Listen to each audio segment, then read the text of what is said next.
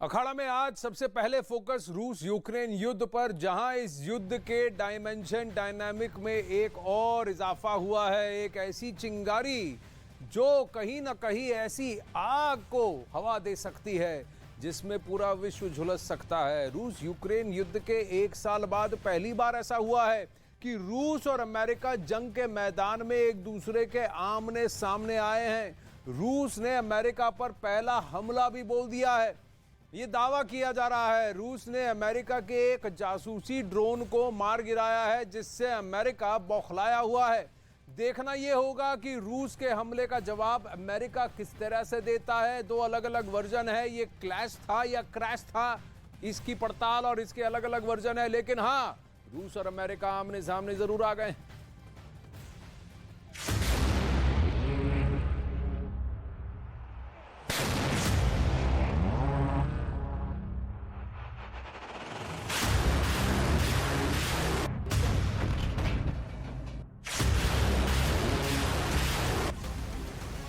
रूस यूक्रेन युद्ध को लेकर पूरी दुनिया को जिस अनहोनी का डर था वो हो गया।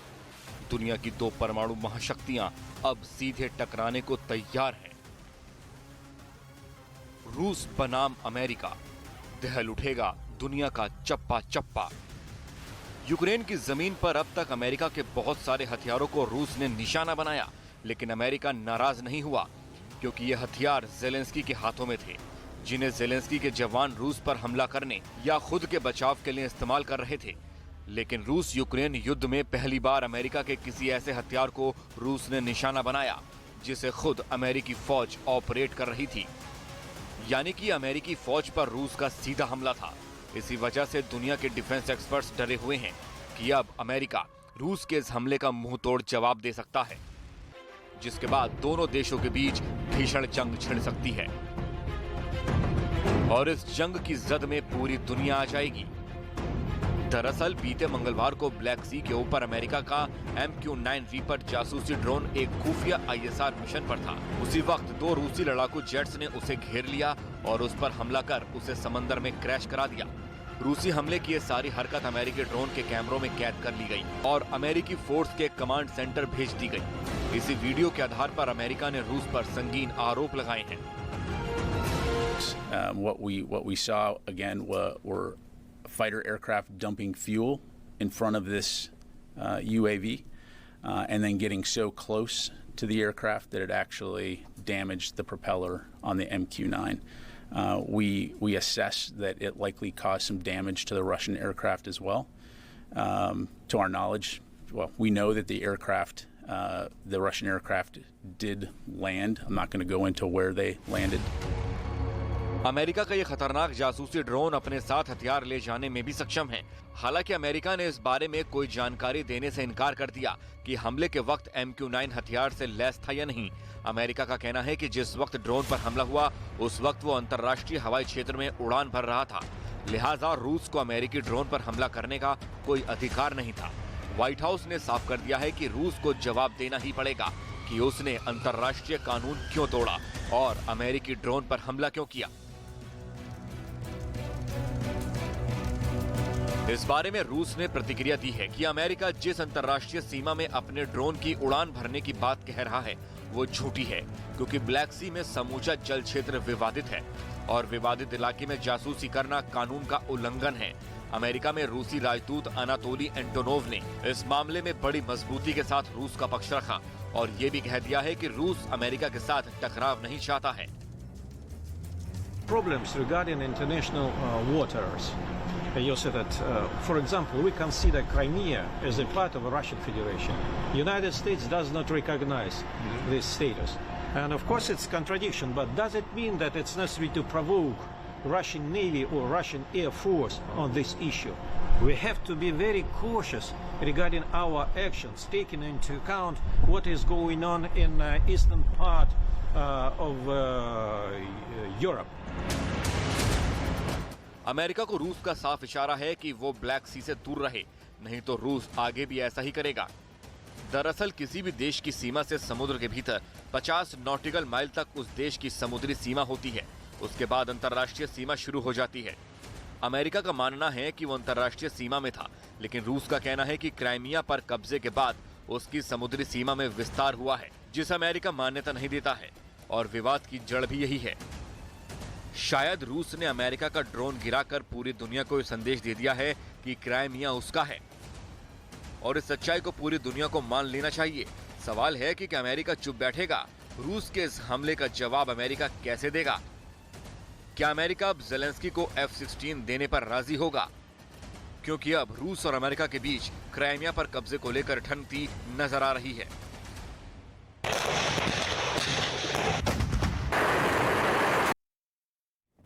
काला सागर में अमेरिका और रूस के टकराव के बाद विश्व युद्ध का खतरा बढ़ गया है।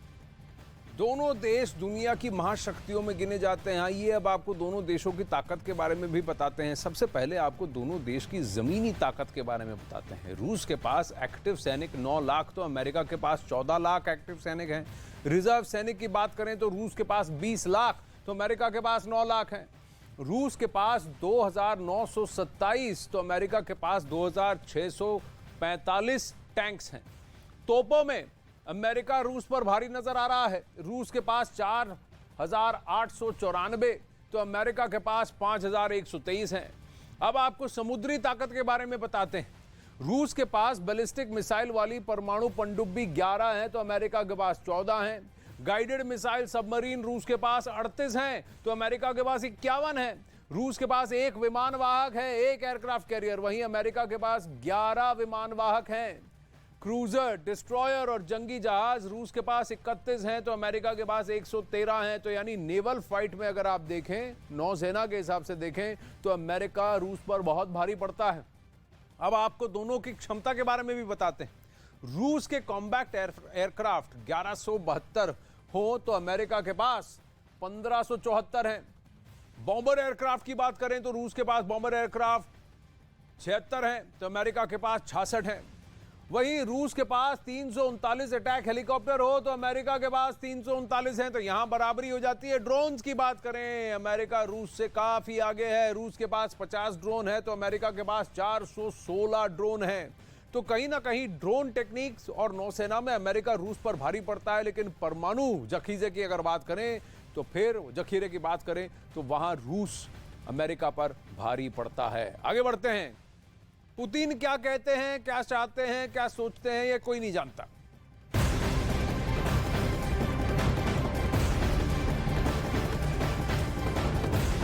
पुतिन की सोच क्या है, ये कोई नहीं जानता।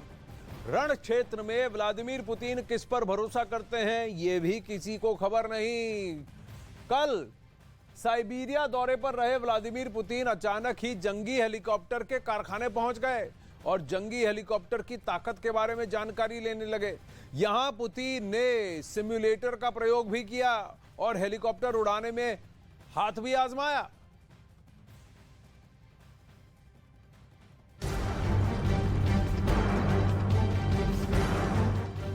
नाटो के सामने रूस घुटने नहीं टेकेगा, ये बात पुतिन कई बार दोहरा चुके हैं। और यूक्रेन के आसमान में रूसी हथियारों की धमक हर पहर सुनाई देगी, ये दावा भी कर चुके हैं। इस तस्वीर को देखिए, जगह है दक्षिणी साइबेरिया, जहां के हेलीकॉप्टर कारखाने में पुतिन बिना किसी इत्तला के खुद जा पहुंचे हैं। जंगी हेलीकॉप्टर पर खुद हाथ आजमा रहे हैं और अधिकारियों के साथ उसके दम को भी जान रहे हैं। उआन ओडे कारखाना बोर्याथिया। पुतिन बिना किसी पूर्व सूचना के दक्षिण साइबेरिया के इस जंगी हेलीकॉप्टर के कारखाने में पहुंच गए। क्रेमलिन इस प्लांट को रूसी हेलीकॉप्टर के प्रमुख कारखानों में से एक बता चुका है। यहां पुतिन ने कारखाने के सिम्युलेटर का इस्तेमाल करके एक हेलीकॉप्टर उड़ाने में अपना हाथ आजमाया। वॉर रूम से निकलकर पुतिन के जंगी हेलीकॉप्टर के कारखाने में आने के कई बड़े संकेत हो सकते हैं। संकेत नंबर 1, महायुद्ध में दम भरने वाले हैं। संकेत नंबर 2, यूक्रेन पर बारूद की बरसात तेज होगी। संकेत नंबर 3, मिसाइलों के बाद अब हेलीकॉप्टर से अग्निवर्षा होगी। संकेत नंबर 4, जंगी हेलीकॉप्टर से यूक्रेन की जमीन छलनी होगी। पुतिन कभी युद्ध विराम की बात करते हैं तो कभी युद्ध तेज करने का इशारा देते हैं। पुतिन आज आखिर क्यों खुद बारूद खाने में जा पहुंचे? गए तो वहां खुद हथियारों का जखीरा क्यों देखा? दम दिखाने वाले जंगी हेलीकॉप्टर की जानकारी क्यों ली? गोदाम में रखे हथियारों के बारे में क्यों जाना? बारूद की तादाद और नए हथियारों की जानकारी क्यों जुटाई? यहाँ पुतिन ने युद्ध नीति को समझाया और आगे की रणनीति को लेकर अधिकारियों के साथ चर्चा भी की। पुतिन जिस कारखाने में थे वो Mi-8 AMT, Mi-171, Mi-171A2 helicopter बनाने के मामले में हुनरमंद कहा जाता है। पुतिन का बारूद खाना। हेलीकॉप्टर कारखाने के दौरे पर रहे रूसी राष्ट्रपति व्लादिमीर पुतिन ने उन दावों को भी खारिज किया जिनमें कहा गया था कि नॉर्ड स्ट्रीम पाइपलाइन विस्फोटकों के लिए यूक्रेनियन जिम्मेदार थे। Уверен, что это полная чушь. Взрыв подобного рода, такой мощности на такой глубине могут осуществить только специалисты. Причем поддержаны всей мощью государства, которое располагает определенным. हथियारों के गोदाम में पुतिन की यह कोई पहली तस्वीर नहीं है। इससे पहले भी पुतिन ने अपने बारूद खाने का निरीक्षण किया था और दुश्मनों के सामने आंख तर्राई थी।